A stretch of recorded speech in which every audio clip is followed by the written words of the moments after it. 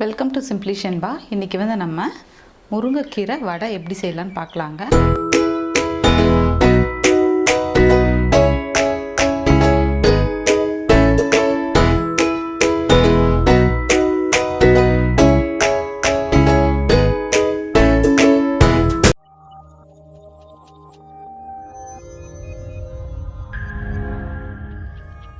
ஒரு கைப்பிடி அளவு முருங்கைக்கீரை நல்லா இலசாக எடுத்துக்கோங்க. சுத்தம் பண்ணி வச்சுருக்கேன். அப்புறம் பார்த்திங்கன்னா ஒரு கப் அளவு கடலைப்பருப்பு 1 மணி நேரம் அல்லது 2 மணி நேரம் நல்லா ஊற வச்சு எடுத்துருக்கேன். அதில் பாதி துவரம்பருப்பு ஊற வச்சு வச்சுருக்கேன். இப்போ வந்து நம்ம கடலைப்பருப்பும் துவரம்பருப்பும் அரைச்சி எடுத்துக்கலாம்.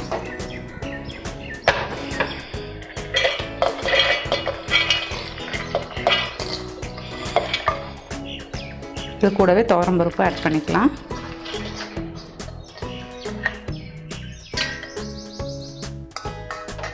கூடவே அரைக்க 3 வரமிளகா, சோம்பு. இப்போ இதை நம்ம அரைச்சி எடுத்துக்கலாம்.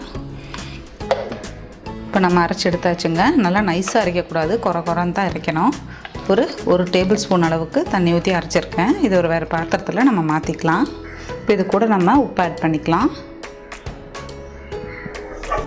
கூடவே வெங்காயம், ஒரு பெரிய வெங்காயம் பொடியாக நறுக்கி வச்சது, அதை ஆட் பண்ணிக்கலாம்.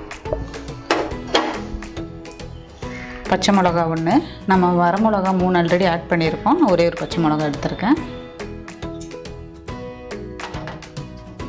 மல்லித்தலை.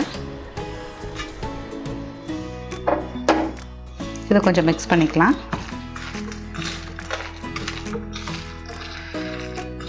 இப்போ இது கூட முருங்கைக்கீரை,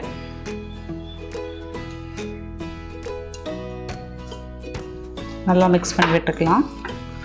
முருங்கைக்கீரை வந்து நல்லா எலசாக எடுத்துக்கோங்க. இப்போ நம்ம நல்லா மிக்ஸ் பண்ணியாச்சு. இப்போ வந்து அடுப்பில் ஒரு கடாய் வச்சு எண்ணெய் ஊற்றி இதை வடை தட்டி போட்டுக்கலாம். எண்ணெய் சூடாகிடுச்சு. இனி வந்து நம்ம வடை போட்டு எடுத்துக்கலாம். இதை நீங்கள் எடுத்து இப்படி கையிலேயே தட்டினாலே போதும்.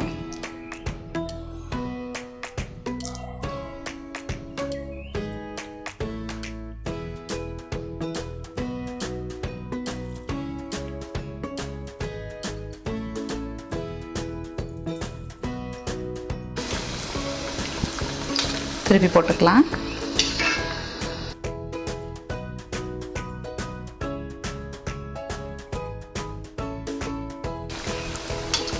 நல்லா வெந்துருச்சுங்க. இனி வந்து நம்ம எடுத்துக்கலாம்.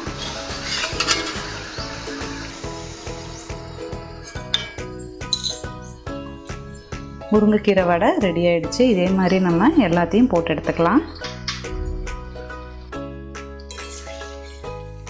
அவ்வளோதான், முருங்கைக்கீரை வடை ரெடி ஆகிடுச்சு. எல்லாமே நம்ம போட்டு எடுத்தாச்சு. இதே மாதிரி நீங்களும் வீட்டில் ட்ரை பண்ணி பார்த்துட்டு கமெண்ட் பண்ணுங்கள். சிம்பிளி ஷென்பா சேனலை சப்ஸ்கிரைப் பண்ணாதவங்க சப்ஸ்கிரைப் பண்ணுங்கள்.